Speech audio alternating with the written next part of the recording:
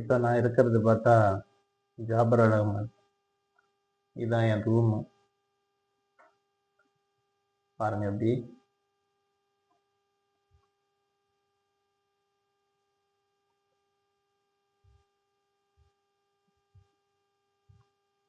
முதல்ல நான் சென்னையிலேருந்து இங்கே நான் வர்றப்ப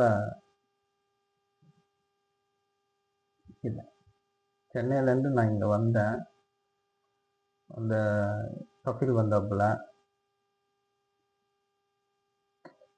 இதுவும் தடுங்குதே.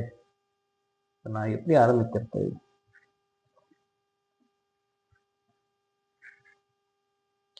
சென்னையிலேருந்து குவைத்துக்கு வந்தேன்.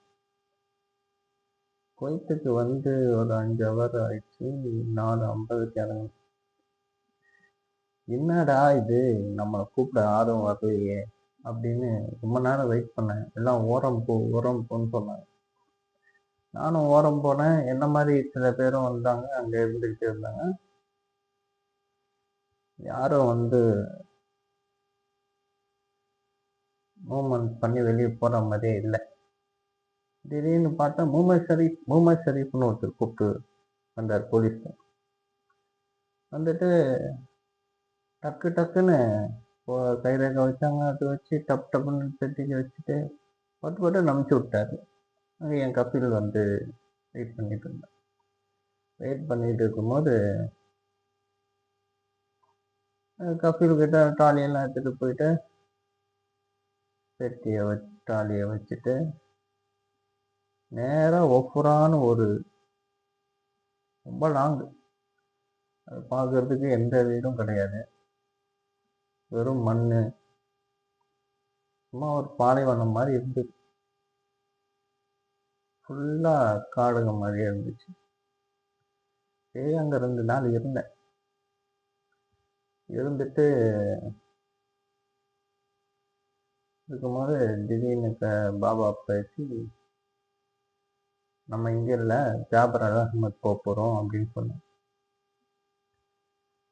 சரி, நான் கூட பயந்துட்டேன். அந்த ஒஃபரால இருக்கிறதுனால என்னடா இந்தியா மாட்டி விட்டாங்க என்ன அப்படின்னு சொல்லிட்டு, சரி ஜாஃபர் அகமதில் வந்துட்டேன். வந்துட்டா இதான் இந்த ரூம் தான் கொடுத்தாங்க. கொடுத்துட்டு வண்டி ஓட்ட சொன்னாங்க. அங்கேயே 2 வாட்டி ஓட்டினேன். ஒஃபரான பாபா காரு, அவங்க பையன் காரு. அவருக்கு மொத்தம் 4 பையன் 2 பொண்ணு.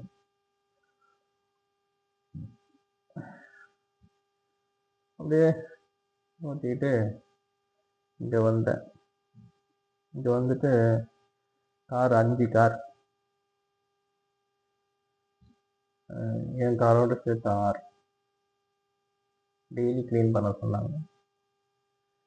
சரி, க்ளீன் பண்ணிக்கிட்டு இருந்துக்கிட்டு அப்படியே ஓடிச்சு. 10 நாள் 5 நாள் போர். ரூம்குள்ளேயே இருக்கணும், வெளியும் போக முடியாது. என்ன பண்ணுறது, வேலைக்கு சாப்பாடு கரெக்டாக வந்துடுச்சு. சரி, என்ன பண்ணுறதுன்னு தெரியாமல் இருக்கும்போது நமக்கு என்ன இனிமேல் வந்து எப்படி போகுது அப்படின்னு பார்ப்போம். என்ன சொல்கிறீங்க? அதுதான் கண்டிப்பாக வீடியோ போடுறேன்.